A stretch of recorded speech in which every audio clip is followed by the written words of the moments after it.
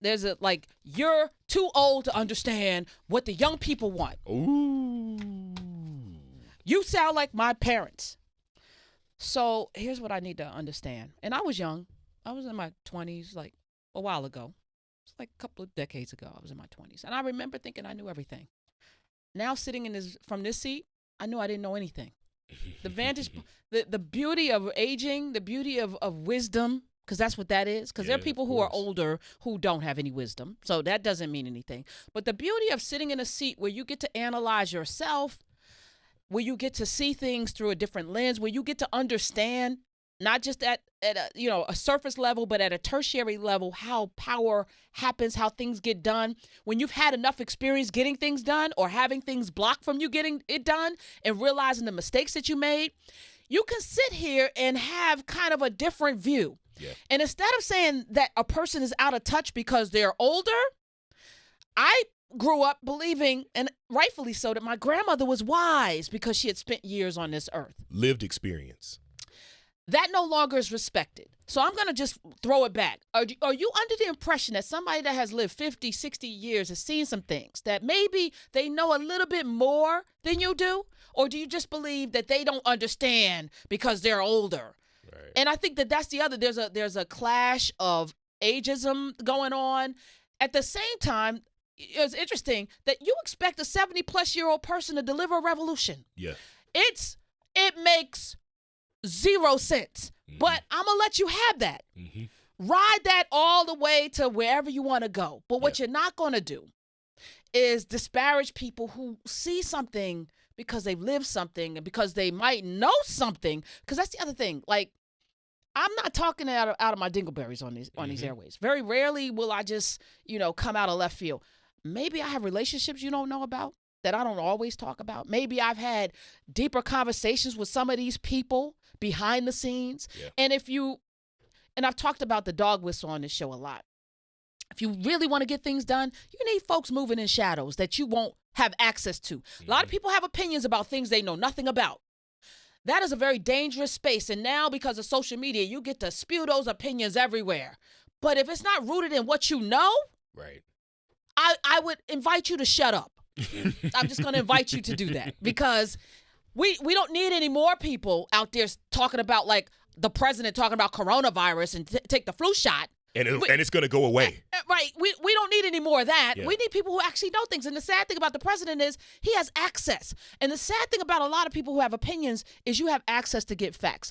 You have access. You could do the same Google search that I just did to get facts, but you don't want to know facts. You want to be right. Yeah. So the question is, do you want to be right? Do you just personally want to be right? Or do you actually want to live in a better country, a better world? And that is kind of where a lot of people need to be. And I fear the despair that some of you heard yesterday is that we have more people who want to be right than actually care about the future of this country and of this world, because they go hand in hand as far as I'm concerned. And we need someone, again, the president has very limited powers. There are 3 branches of government. And once you understand what the president's role is, statesman globally, so this is the person that we send overseas to Germany, to the conferences. They're going to, negotiate the different things like the Paris Accord. Right. You need to know that person has some knowledge of how international geopolitical things work, but also have some relationships that can help galvanize our position. By that, I mean America's position globally. That's the one thing the president does. This president is not equipped to do that. At all. So those of you who voted for this president to go out and basically undermine 50, 60 years of work that was done, that every president, even in different parties, understood that this was a building block. He came and just burnt it all down because it's easy to destroy, hard to build. Number 2, the president is the head of our military, commander-in-chief. You'd want someone who's not so willy-nilly running into war. You want someone who understands the enormity of that position to preside over our military. You also would like to have someone that didn't take 5 deferments. Yeah. Who did not at all want to serve and protect, did not want to serve this country militarily, and really doesn't understand what that sacrifice is. So there's several candidates that also don't. There's several candidates that understand it immensely. That's the role of a president and preside over our federal government. which means balancing budgets and being able to work with both parties because it's the president, executive branch, the legislative branch, which is the House and the Senate.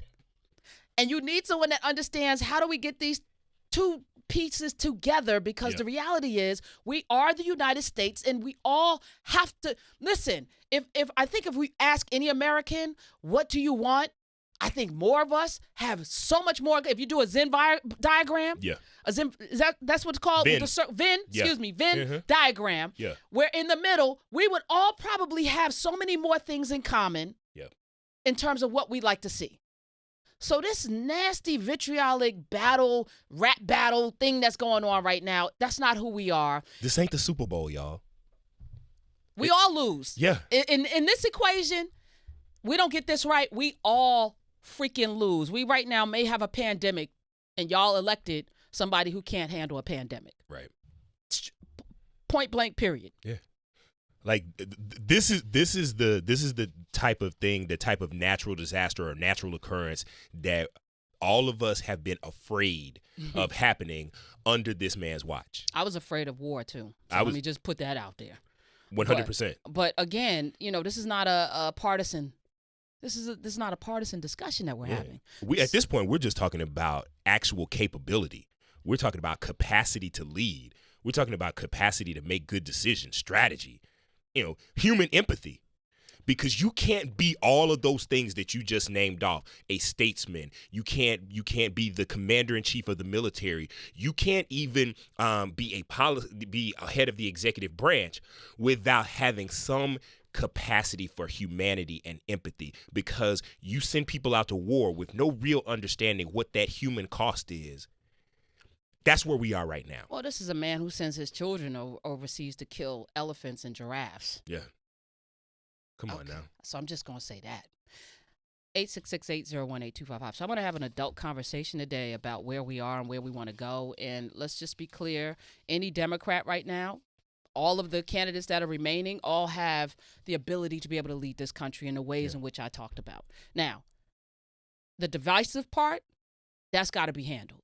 Yeah. Because what I also need to know is if your candidate doesn't win, are you still going to vote? Yeah. 866-801-8255. Is it that serious for you? And this is part of the problem. So when you talk about establishment, I think there are people circle jerking right now in the Democratic Party. And I'm going to say it just like that. Y'all live in your bubbles and you circle jerk. Yeah. There's a whole vast amount of people out there that never get called to come to the table because, we're not part of your clique. Yeah. And that's okay until it's not, and you can't just listen to everybody in your circle to understand what's happening. It's the beauty, people always like, oh, I like this person, but I don't like that person on your show.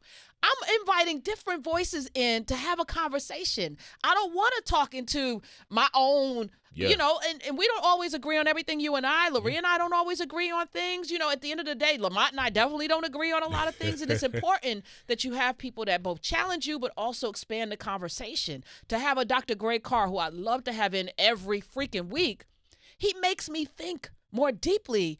And I can ask him questions, and I know he absolutely has the answers because he did the scholarly work. Yeah. So I know we're going to have the kind of conversation that I yearn for, that we should all want. And I can sit back and be quiet because he knows a lot more than I do. And that's what that looks like, too. Like, be okay to not know some stuff. And be okay with somebody actually having a question about your candidate. I don't have to question necessarily your belief in your candidate, but if I have a question about your candidate's record, that doesn't make me the enemy just because I have a question. No. That makes me want to have a better understanding. So why take it as a personal affront? Because it's personal for a lot of people. Yeah. If I ask you how somebody's going to pay for something. Why is it personal, though? Why is this so damn personal for a lot of people?